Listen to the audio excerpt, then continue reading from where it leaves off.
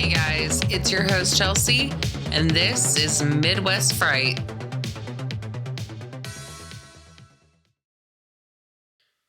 It's our first Frightful Friday. I'm so excited.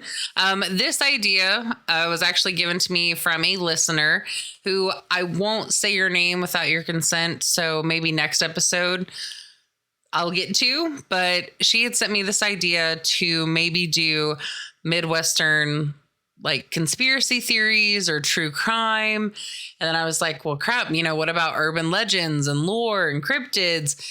Because the Midwest makes up, or 12 states make up the Midwest, right? And let's just find out what those 12 states are. I have them saved. Pause. Hold on. States are Illinois, Indiana, Iowa, Kansas, Michigan, Minnesota, Missouri, home state, Nebraska, North Dakota, Ohio, South Dakota, and Wisconsin. So that's pretty cool that we've got 12 states to choose from for the Midwest region.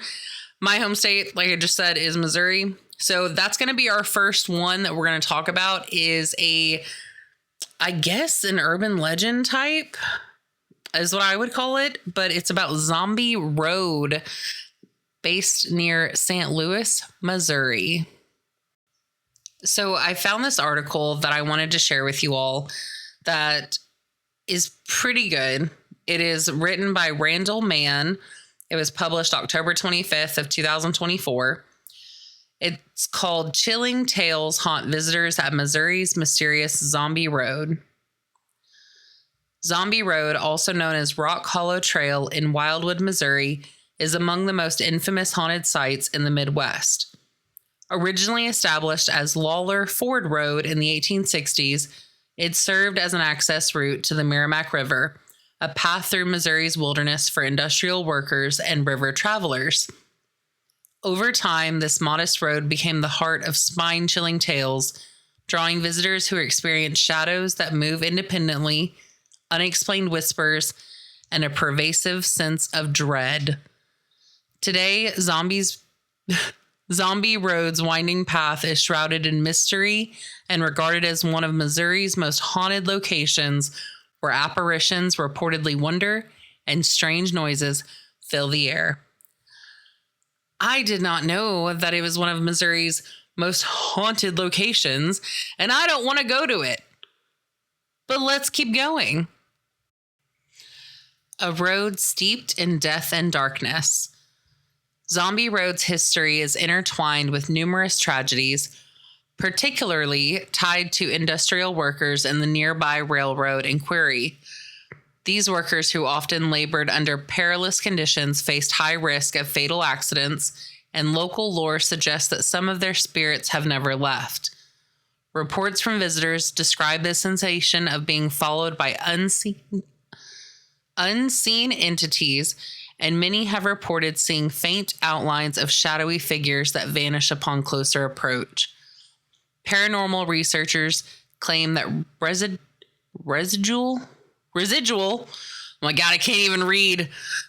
Residual energy from these unfortunate souls remains along the path, especially near the river's edge, where many fatal accidents occurred. Adding to the eeriness, some believe that the trail may have been built over ancient Native American burial sites, a theory often linked to the unusual cold spots and feelings of unease that visitors frequently encounter. Get some salt. If Sam and Dean Winchester taught me anything, you need salt. Paranormal experts suggest that disturbed burial grounds often leave imprints of energy that manifest as sensations or apparitions, lending credence to the idea that Zombie Road is home to the spirits of those long past. This next part, I don't like because kids freak me out, okay? The ghostly children. One of the most unsettling features of Zombie Road is the presence of ghostly children, a phenomenon that has become central to the road's haunted reputation. Visitors and paranormal investigators alike have reported hearing faint, high-pitched laughter, believed to belong to the spirits of children who met tragic fates in the area. Yeah, so we're not visiting. No, thank you. According to one tale, these children were victims of accidents near the road, possibly struck by the trains that once ran alongside it. Others speculate that an orphanage might have been located nearby, although historical records remain inconclusive. The chilling sound of the children's laughter breaking the stillness of the forest has led many to leave the trail in fear, as no source for these sounds can ever be found.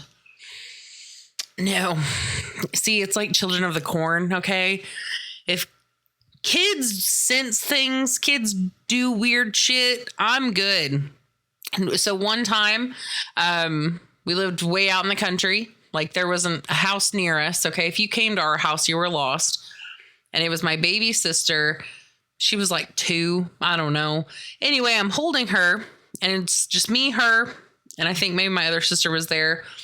And she's staring off in the distance, just laughing, just giggling, like having the time of her life.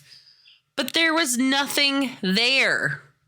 Kids are creepy, man. I don't care who you are. They are creepy. So the next part, or the next story, the zombie killer and his macabre legend. The story of the so-called zombie killer dates back to the 1950s, when Zombie Road was a popular spot for teens looking for privacy. Lover's Lane. Legend holds that an escaped mental patient, described as towering and disheveled, stalked the area and preyed upon unsuspecting couples who parked their cars along the secluded road. See, it's just like any horror movie. If you... Rule number 2, don't have sex or you'll die, okay?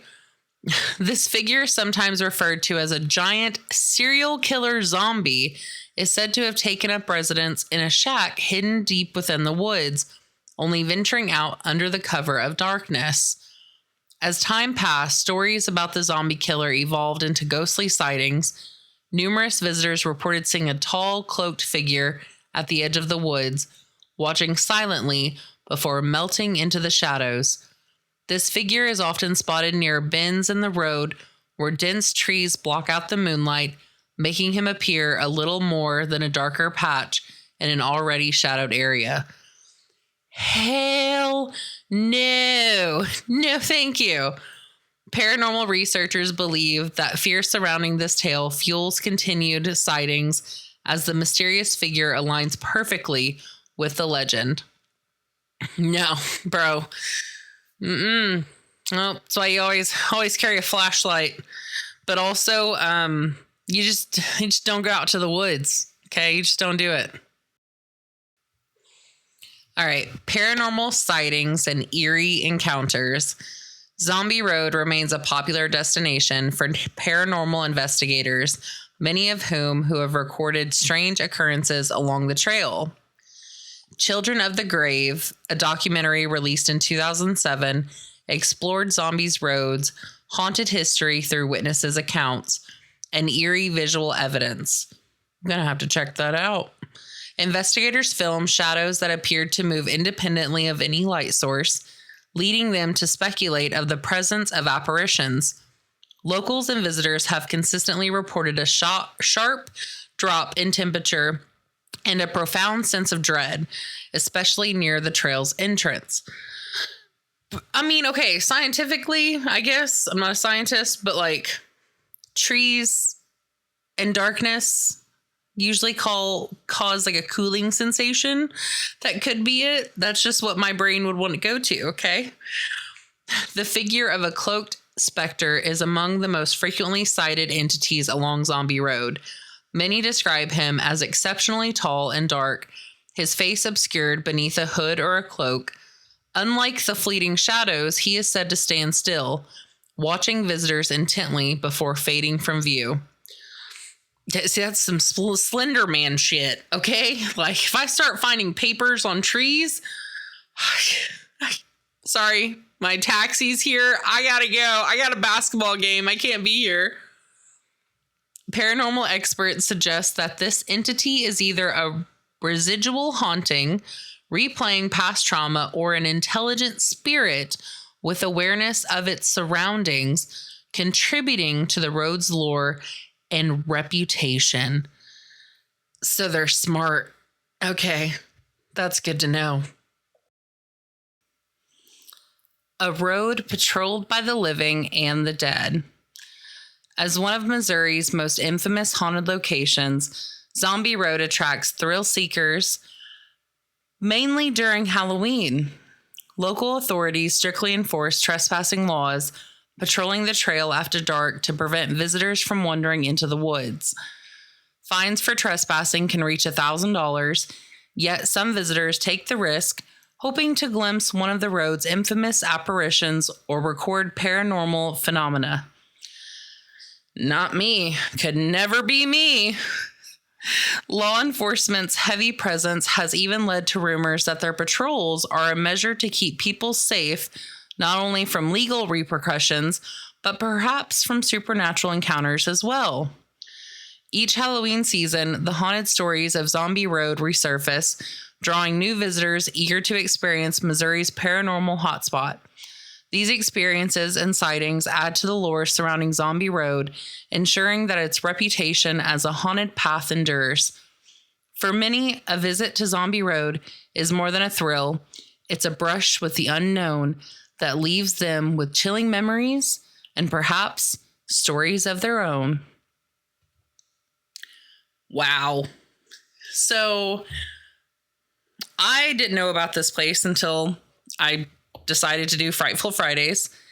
And I don't know, would you guys go visit this place? I don't believe I would. No, thank you. I find that to be extremely disturbing. The whole entire zombie killer guy, him being like an escaped mental patient and stuff. It's just creepy, man. I mean, like, what do you guys think? So that was an article by Randall Mann. He has been with KTTN, KGOZ for almost 20 years. He is the current engineer for all the stations, as well as working on air from 6 to 10. Randall does a bit of everything, including producing advertisements, as well as writing the occasional news article. Randall is also the current webmaster for the studio, as well as the local graphic artist. So thank you for that article, Randall Mann. I'm going to cite it in my show notes. All right, so we have time for one more. This is an article from a website called Only in Your State, and this is Minnesota. The article is by Betsy Rathburn. It was updated February 11th of 2022. It's titled, Stay Away from Minnesota's Most Haunted Street After Dark or You May Be Sorry. Who doesn't love a good scary story? Here in Minnesota, we've got more than a few to go around, but sometimes you want to do more than hear the story. That's when you find a place that you can really visit, like the most haunted street in Minnesota. Once you hear the story, you may be compelled to get in the car and go for a drive. But be warned, this place has a creepy history. The street is called Timber Lake Road, which is located in central Minnesota near New London. The area is far from any major cities, about an hour west of St. Cloud, so you're in for a bit of drive. In the daylight, that might not seem like such a big deal. It looks like any other country road in Minnesota. But at night, things can get a little scary. The road is located near the thick forest and wetlands of Sibley State Park. The landscape certainly looks like it would set the scene for a horror movie. As the story goes, a woman who lived in a house near the road one day came home to find her children murdered. Devastated, she hung herself, and her ghost has wandered the road searching the murderer ever since. Yeah, no, I'm not going to that road, okay? Like, she might just point and shoot, okay? I don't know. Locals have reported strange sightings on the road for years. Shadows in the woods along Timber Lake Road may point to a supernatural force at work.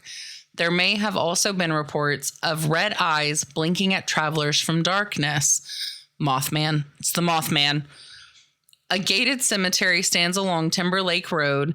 This is where the woman and her children are said to be buried. Here, visitors have sighted ghostly children wandering the graves. You may also hear strange sounds, dogs howling, a woman wailing, and other worldly screamings have all been reported. why do people enjoy doing that stuff? Like, why stress yourself out? You may even see the woman herself. Some describe her as red, others white, but many have seen her wandering the road. And if so many have witnessed her, she must be real, right? Still, many questions remain. What does the woman want? Does she mean any harm?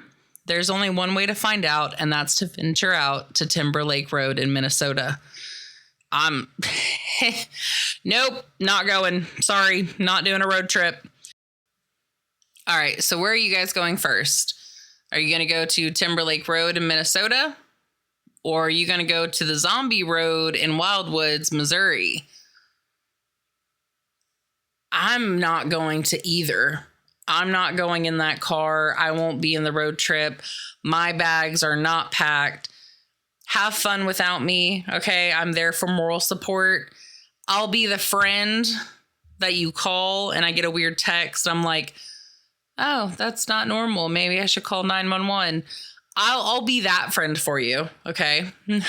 I love scary stuff. I love horror movies. I love scary stories. But when it comes to real life shit, dude, I'm out. Like, I'm gonna be the fuck gone. Like, I'm not there anymore, okay? So it's a joke that my sisters say I'll be the final girl. In reality, I will probably be the first one gone. I won't make it, you guys. I will not make it. I'll be prepared, but I won't make it. So I've got some ghost stories of my own. I've got a little bit more time. I'll tell you one of them. We used to live out in the country, and my sister and I had bunk beds. Me and her, actually, we were just talking about this a few weeks ago. So I'll tell you hers too. But we lived in a trailer and we had a bunk bed. I was on the bottom bunk. Shelby was on top. Hi, Shelby. Love you. And you could see out the window and then you see the tree line. It was in the middle of the night and I remember like waking up and I could see like these white figures kind of by the tree line. And I remember there's at least like 3 or 4 of them, and it scared the shit out of me. I was a kid, and I just remember just screaming. And I remember my mom coming in the room, and she's like, it's okay. It was just a nightmare. And I'm like, oh my God, they were outside my window. So that was my experience, one of them. Well, then my older sister, so we did not have a bathroom door. We had a curtain for our bathroom door, okay? Look, we were poor, all right? Anyway, we had a curtain. And she was in the bathroom, and she was actually telling me about this, that she was in the bathroom and she saw feet walk by and she thought it was me. And whenever she brought it up to me, I said, well, yeah, I remember you asking me, like, did you just walk down the hallway? And I was like, no. So like she saw some ghost feet walk by. So I don't know if our house was built on a burial ground or if it was the woods or what. It was scary as shit. I've got goosebumps now just thinking about it. Next episode, I'll share some more, but I hope you guys enjoyed this for our first Frightful Friday. If you have any of your own ghostly apparition scary stories, email them to me, put them in the comments, whichever. Let's talk about this stuff, man. So, hope you guys enjoyed it. Thank you so much for listening. You can find me on YouTube and follow on Spotify at Midwest Fright Podcast. Also, send me any requests that you have for any other urban legends or true crime based around the Midwest at midwestfrightpodcast@gmail.com. Talk to you soon. Bye.